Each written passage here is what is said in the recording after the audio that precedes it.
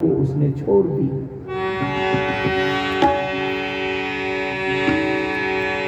मैं आपको दो पंक्ति सुना दिया हूं, दो पंक्ति से मैं साक्ष्य दे चुका हूं। दुनिया है बड़ी रंगीली, माया है बड़ी शर्मीली, फैला दिया है जाल, बिछा दिया है जाल यौवन जवानी का, सोच समझ रे नादान जीवन फैला दिया है जाल यौवन जवानी का, सोच समझ रे नादान जीवन दो दिन का।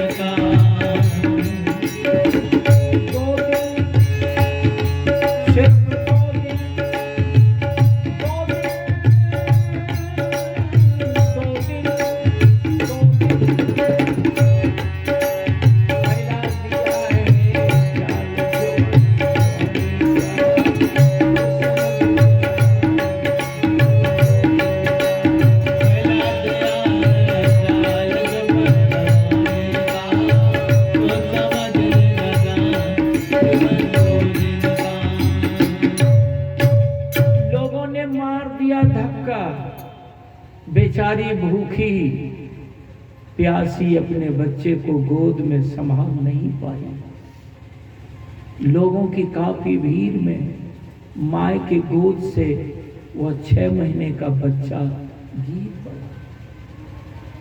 चिल्ला रही है कि कोई मेरे बेटे को बचा लो, मेरे बेटे को बचा लो, मेरे बेटे को बचा लो, मेरा बेटा मर गया, मर गया। कितने लोग बच्चे के ऊपर होकर के पार कर गया।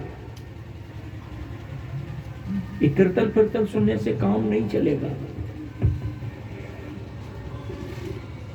भाई लोग। लोगों ने धक्का पर धक्का मारता गया, बेचारी दूर फेंका गई। चिल्ला रही है, उसकी आवाज सुनने को कोई तैयार नहीं। एक पुलिस वाला जवान देखा, जान पर खेल करके लोगों की भीड़ में जाकर के बच्चे को बचाने के लिए लाठी चार्ज कर दिया। लोगों के सर फूट गए। जान पर खेल करके बच्चे को उठाया और थाना के मेला के थाना में जाकर थाना प्रभारी के निकट जाकर के बच्चे को सुला दिया।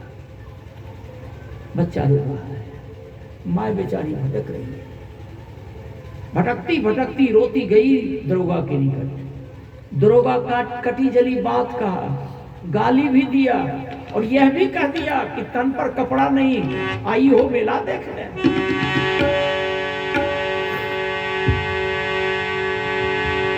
किस प्रजनन कौन कैसा प्रजनन से वो महिला पैदा लिया था, तो महिला के पिता, महिला के बाबूजी, महिला की माँ कैसी थी जो उस महिला को पैदा की। महिला बोली कि मैं गलती करके आई हूँ, मुझे मेला देखने नहीं आना था, लेकिन हमसे गलती हो गई दरोगा बाबू, हाथ जोड़ती हूँ, मेरा बेटा रो रहा है, मेरे बेटा का हाथ पांव टूट गया होगा। दरोगा बाबू आप आदेश करो, मैं बेटा को उठाऊंगी। दरोगा का उठाओ, उठा लिया। हाथ पांव खींच करके बेटा को देखती है, बेटा बिल्कुल सही है, हाथ पांव बिल्कुल सही है। छाती से चिपका ली, आंचल से ढक ली। दरोगा से कही कि दरोगा बाबू हमसे कुछ लिखवाओगे। दरोगा गाली देते हुए कहा, क्या लिखोगी तुम? बोली कि मैं लिख दूंगी कि मैं अपना बेटा पा लिया। अब जा, भाग यहां से, भाग। 2-4 कदम जब आगे बढ़ी, दरोगा का कहा, सुन। क्या है बाबू? कहा कि याद रखना, जीवन में कभी मेला देखने मत आना, कभी मेला देखने की हिम्मत मत करना। जाओ मेला देख लाए। हमारे जवान मौत से खेल करके इस बच्चे को बचाया, लाठी चलानी पड़ी, मेला देखने आई। महिला लौट गई और दरोगा से कही कि दरोगा बाबू आपकी बात मैं अपने हृदय के कोरे कागज में लिख लिया, मैं गरीबी रेखा के नीचे पलने वाली हूं दरोगा बाबू, लेकिन आप भी अपनी डायरी में लिख लो, मैं जा रही हूं, कभी मेला देखने नहीं आऊंगी दरोगा बाबू, लेकिन आप अपनी डायरी में लिख लो, जा रही हूं, गरीबी रेखा के नीचे पलने वाली हूं, बेटे को ऐसा संस्कार दूंगी, बेटा को पढ़ाऊंगी लिखाऊंगी, और जब मेरा बेटा पढ़ लिख करके इंसान बनेगा, भारत जैसे देश के किसी महानगर के चौराहे पर मेरा बेटा खड़ा हो जाएगा, 2-4-5 लाख आदमी की भीड़ लगवा दूंगी दरोगा बाबू, लिख दो। दरोगा दुदकार दिया, चली गई।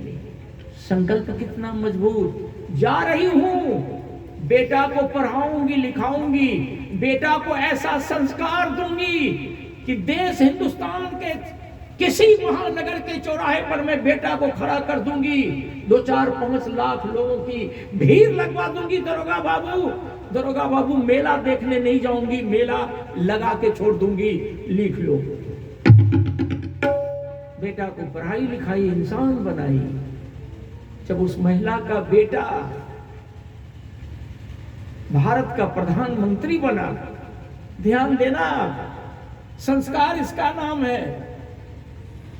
उस बच्चे की मां मुंडन नहीं करवाई थी, इतिहास पढ़ो। अब आप कहोगे कि मालिक यादव को मुंडन में लाए, मुंडन का खिलाफ कर रहा है, मत लाना।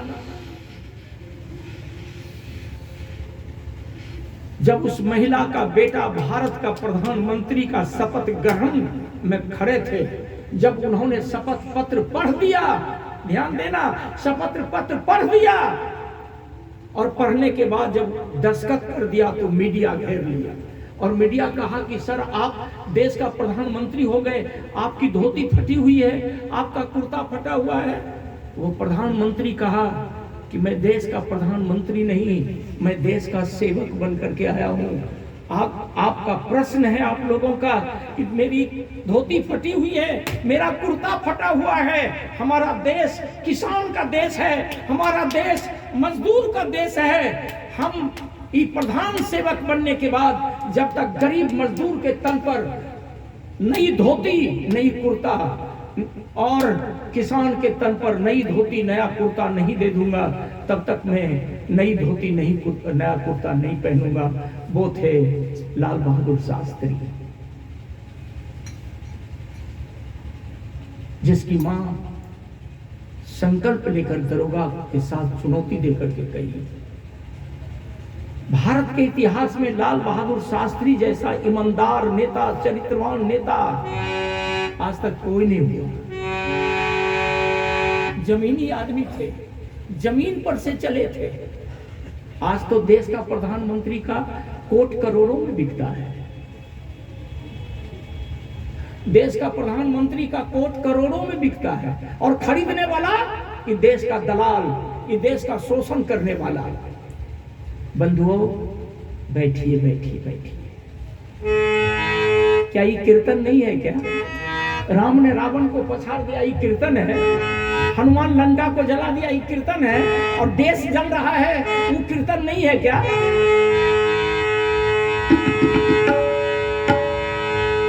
समाज बिगड़ रहा है, घर बिगड़ रहा है। किस समय किसकी बेटी निकल जाएगी, किसकी बहू भाग जाएगी, किसकी पोता बिगड़ जाएगी, किसका बेटा पत्नी को डाइवोर्स कर देगा, किसकी पत्नी पति को डाइवोर्स कर देगी, किसकी हत्या कौन कर देगा, साला की हत्या बहनोई कर देगा, भाई की हत्या बहन करवा देगी, पत्नी पति की हत्या करवा रही है।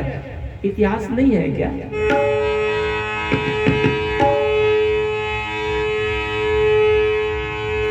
कोरोना के बीमारी में को भगवान कह रहा है कि कोई भगवान के मजाल रहे कि देश के बचा लेके, दुनिया के बचा लेके ना। फिर कोरोना की बीमारी धूम मचा रही है।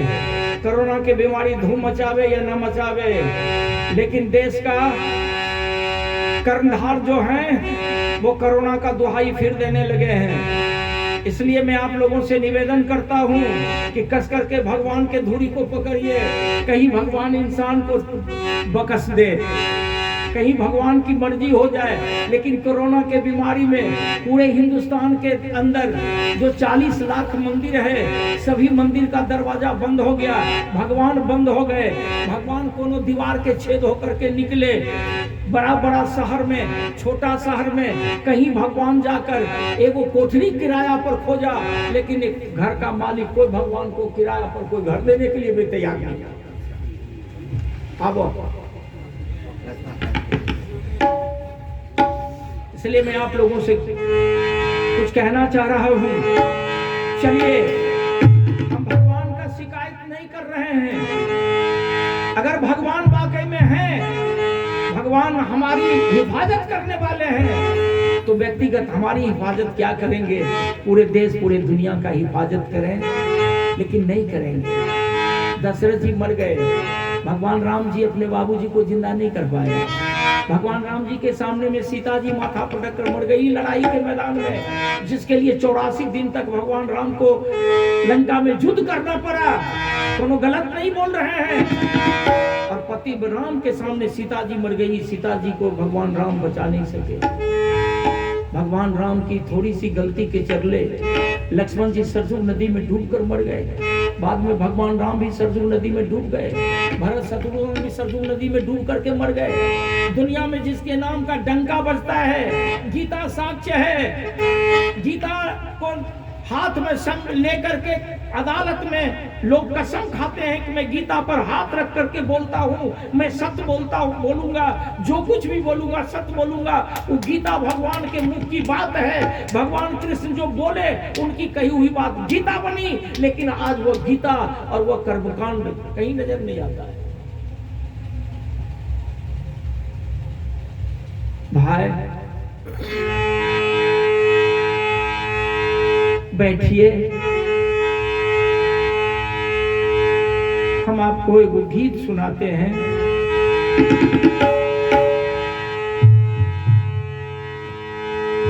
ज्ञान गुरु को खोजिए,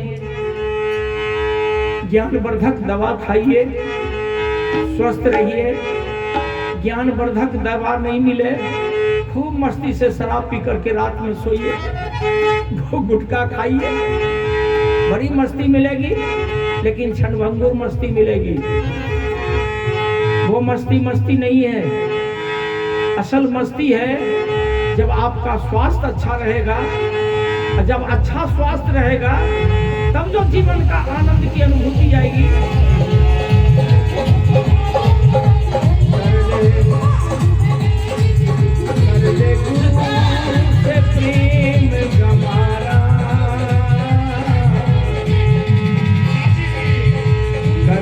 माँ बाप से प्रेम गमारा। और आगे बढ़ेंगे। कर ले देश का, कर ले देश से प्रेम गमारा, क्या सोचत बारा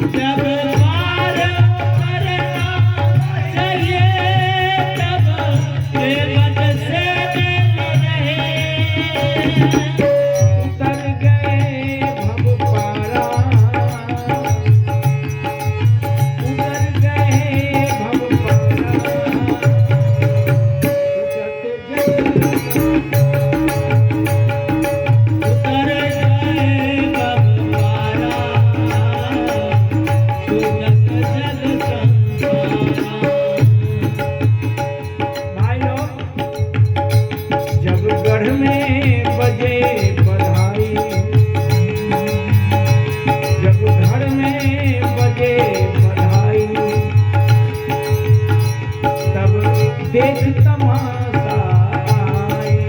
जब घर में बजे बजाए तब देख तमाशा आए।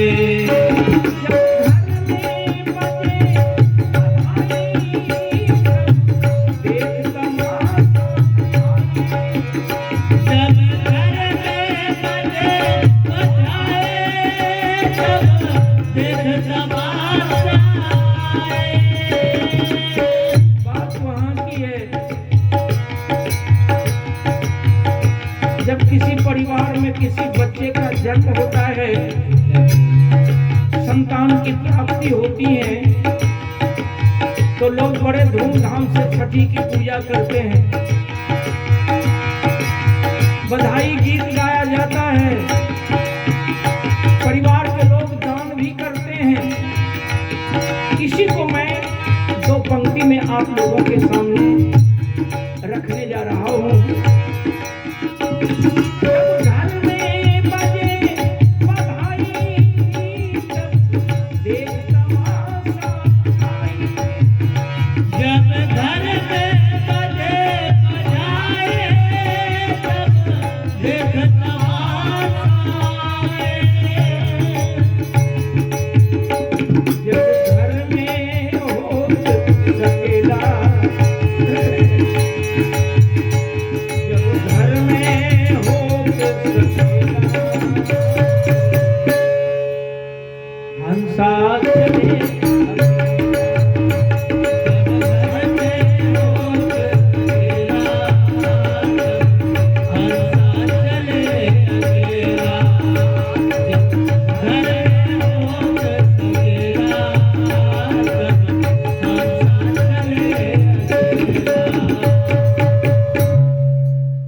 यहीं से मैं उठता हूं। घर में बजे बधाई, जब घर में बजे बधाई तो देख तमाशा आई। बच्चे का जन्म उत्सव मनाते हैं, छठी की पूजा होती है, नाना प्रकार का लोग जग जाप भी करवाते हैं। देखिए, अभी का प्रोग्राम के प्रारंभ में हमने प्रजनन की बात का कही है। पति पत्नी के सानिध्य में संतान प्राप्त करने की बात हमने की है।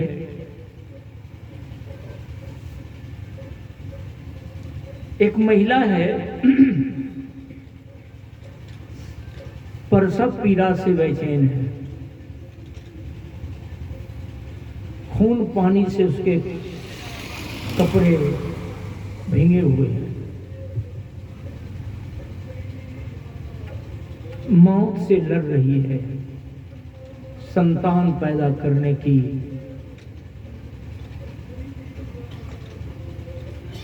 दौर से गुजर रही है। उसका पति फूट फूट करके रोता है।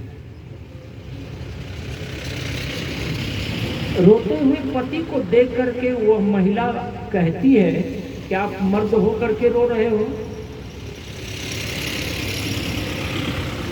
आप मर्द हो करके बिलख रहे हो, रो रहे हो। आपको तो खुशी मनानी थी, आप नाचो गाओ खुशी मनाओ, पतिदेव रोते क्यों हो? मैं अपने कोख से सिंह पैदा करूंगी, रोना बंद करो आप। लेकिन उसका पति का धैर्य टूट रहा है। मन में कुछ बात आई, दौड़ता हुआ चला गया एक ज्योतिषाचार्य के निकट, और ज्योतिषाचार्य के निकट जाकर के उसने अपनी बात कही, रोया धोया, खूब अनुनय विनय किया। ज्योतिषाचार्य कहा कि बैठ जा। बैठा, निकाला पंचांग, नाम पता पूछ, बनाया हिसाब, बनाया गणित। तब ज्योतिषाचार्य कहा कि बेटे जाओ पत्नी से कह देना कि जिस समय कोख से संतान पैदा ले, बच्चा पैदा ले, गला घूंट कर मार दे या नमक चटा के मरवा देना। निपुत्र रह लेना अच्छा है, ये पुत्र लेकर के क्या करोगे? जा 2 घंटा 55 मिनट का मुहूर्त अच्छा नहीं है। तुम्हारी पत्नी के कोख से जो संतान पैदा होगा नालायक होगा,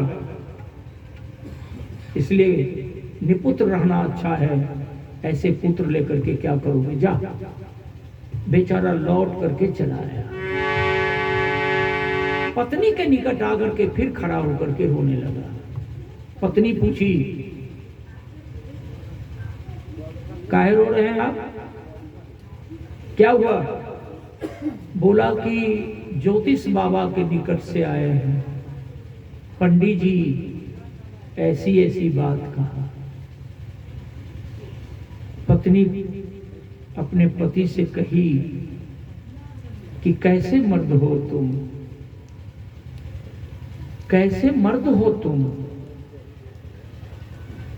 समय पूरा होगा तब प्रकृति संतान देगी। कहा कि नहीं, पंडित जी बोले हैं कि 2 घंटा 55 मिनट का मुहूर्त अच्छा नहीं है। महिला बोली कि आग लग जाए उस पंडित के पंचांग में। ख्याल करना बाबू लोग, महिला बोली कि आग लग जाए उस पंडित के पंचांग में। संतान पैदा करने के समय उसका पंचांग, और जिस समय आप हमारे शारीरिक संबंध कर रहे थे उस समय उसका कोई पंचांग नहीं। कितनी मजबूत बात बोल रही है। पति को समझा रही है कि जिस समय संतान पैदा करने के लिए हम दोनों पति पत्नी शारीरिक संबंध कर रहे थे उस समय उसका कोई पंचांग नहीं, और जब हम संतान पैदा करने की परिस्थिति में है तो अब उसका पंचांग। आग लग जाए, एक काम करो। बोला कौन सा काम? कहा कि चौकी लाओ। चौकी लाई गई। बोली किस पर? तकिया रख दो। तकिया रख दिया। बोली कि चिंता करने की बात नहीं, मैं अपने कोख से सिंह पैदा करके दूंगी। एक राशा लाओ। क्या करोगी? बोली कि राशा लाओ। राशा लाया। कहा कि बांध दो मेरे दोनों पांव के फिल्ली में राशा, और मकान के धरेन के उस पार फेंको, और इस चौकी पर तकिया रख दो, और 2 घंटा 55 मिनट के लिए मुझे उल्टा टांग दो। 2 घंटा 55 मिनट तक हम संतान पैदा होने ही नहीं देंगे। मूड खराब है, रहने दो। लगाओ जुगती, मिलेगी मुक्ति। नहीं लगाओगे जुगती, नहीं मिलेगी मुक्ति। करोगे सेवा, समाज का लोग खिलाएगा मेवा। करोगे टहल, बनेगा महल। नहीं करोगे टहल, कौन बना देगा महल? अगर नहीं करोगे सेवा, लात मार करके समाज के लोग बहिष्कार कर देंगे। इसलिए कहा कि करोगे सेवा, मिलेगा मेवा। लगाओगे जुगती, मिलेगी मुक्ति। नहीं करोगे जुगती, कहाँ रखी है मुक्ति? पति घबराया। बोली कि घबराने की कोई जरूरत नहीं, टांग उल्टी खड़ी कर दो मुझे। माथा तकिया पर, तकिया चौकी पर, चौकी जमीन पर,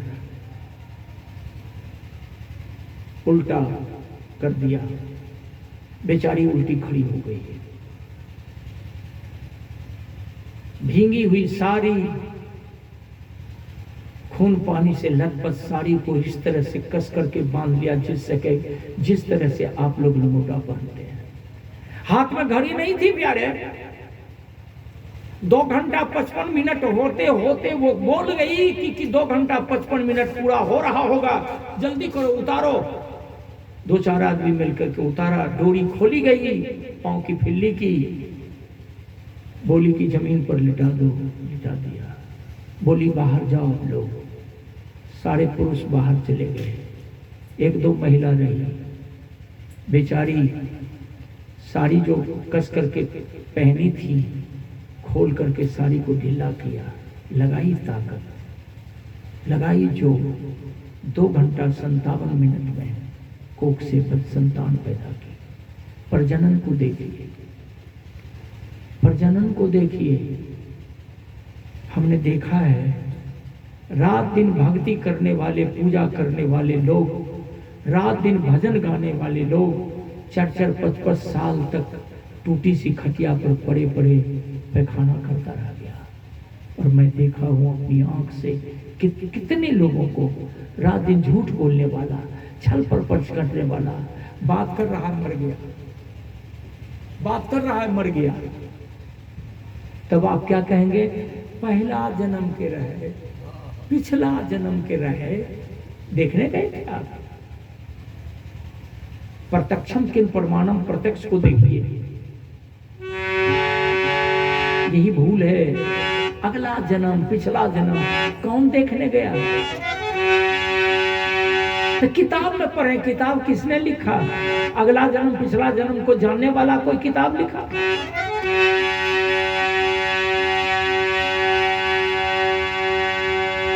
धूमधाम से बच्चे के लिए छठी मनाई गई और छठी मनाने के साथ साथ उस बच्चे का नाम रखा भगवान।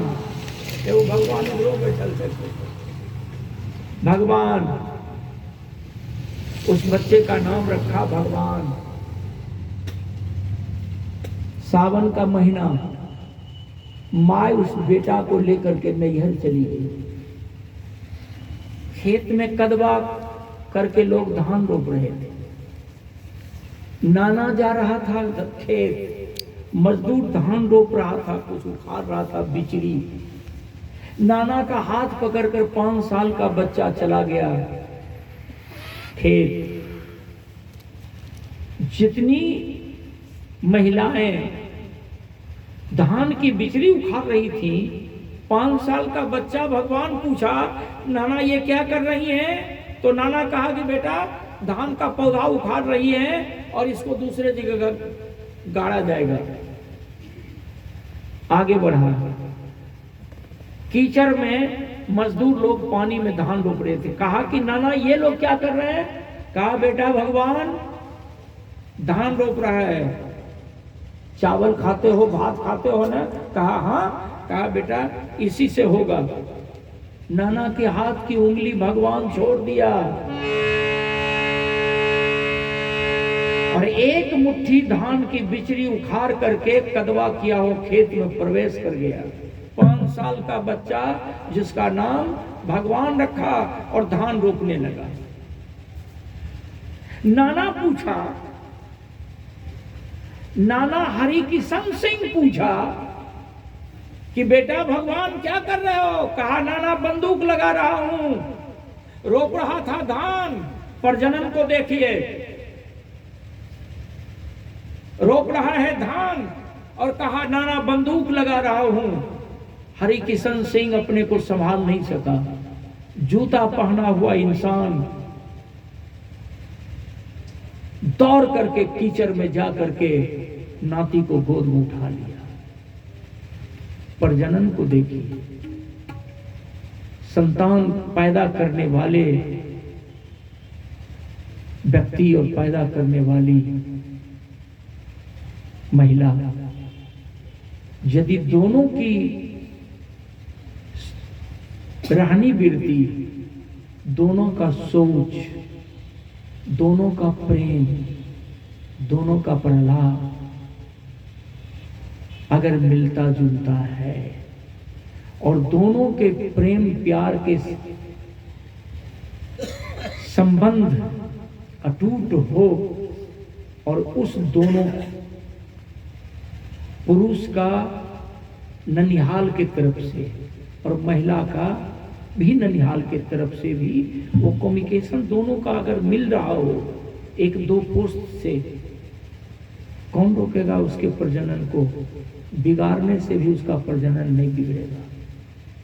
छाती से चिपका लिया, कहा कि बेटा भगवान, कहा नाना, कहा बेटा कमाल कर दिया तुम, मेरा नाती कमाल कर दिया। अरे भैया सुन रहे हो, मेरा नाती भगवान कमाल कर दिया रे। रोप रहा था धान, कहा कि मैं बंदूक लगा रहा हूं। वही बच्चा आगे चलकर जालियाबाग की घटना को अपनी आंख से देखा। भारत माता के पांव में हथकड़ी, बेड़ी और हाथ में हथकड़ी जो लगी थी, उस बेड़ी और हथकड़ी को तोड़ करके भारत माता को आजाद करने का संकल्प लिया। जालियाबाग के लोगों की लाश को देखा और कम उम्र में कूद गया। वही भगवान आगे चलकर दिल्ली के पार्लियामेंट में अंग्रेज के शासन में जाकर अंग्रेज को दहलाने के लिए दिल्ली के पार्लियामेंट में बम फेंका। वही भगवान को फांसी की सजा सुनाकर लाहौर के जेल में मध्य रात्रि में फांसी दिया। वही भगवान, वही हरिकिशन सिंह का नाती, वही विद्या जैसी माँ का बेटा आज के तारीख में भगत सिंह के नाम से जाना जाता है।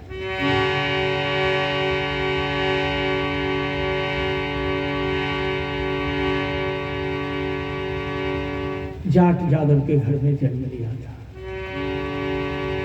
भगत सिंह के नाम से जाना जाता है। अरे भैया, पटना के धरती पर जन्म लेने वाला गुरु गोविंद के सामने में उनके बेटे को दीवार में चिपका दिया। क्रांति देखनी है तो गुरु गोविंद की क्रांति को देखो। आत्मिक पूजा करने की बात है तो कबीर के सिद्धांत को देखो। अगर जाति और उपजाति की बात छोड़िए, अगर उच्च जाति और नीच जाति के माहौल में जाना चाहते हैं तो जूता ठोक कर बनाने वाला रविदास के भक्ति को देखिए। तमाम ब्राह्मणों के मंडली के बीच में गंगा को कठौत में ले आया। भक्ति को देखना है तो रविदास के भक्ति को देखिए। यदि बाबा भीमराव डॉक्टर अंबेडकर नहीं होते, कबीर जैसे संत नहीं होते, दरिया जैसे संत नहीं होते, रविदास जैसे संत नहीं होते, बाबा भीमराव डॉक्टर अंबेडकर नहीं होते, महर्षि दयानंद सरस्वती जैसे महामानव नहीं होते, तो आज मालिक यादव हारमोनियम बजाकर मंच पर बैठकर ये प्रवचन नहीं करता। न शुद्धर को पढ़ाने का अधिकार मिलता, न शुद्धर को पढ़ने का अधिकार मिलता, न वेद पढ़ने का अधिकार मिलता, न वेद पढ़ाने का अधिकार मिलता। ये तो बाबा भीमराव डॉक्टर अंबेडकर को सराहिए, जिसके चलते आज हम लोग कीर्तन गा रहे हैं, भजन कर रहे हैं। कोई भगवान न।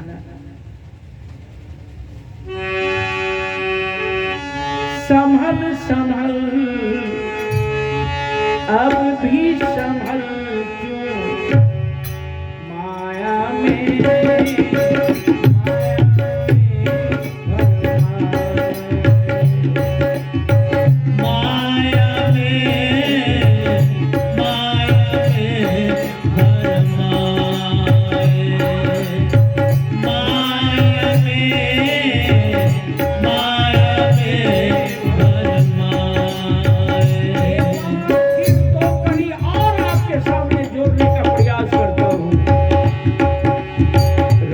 Be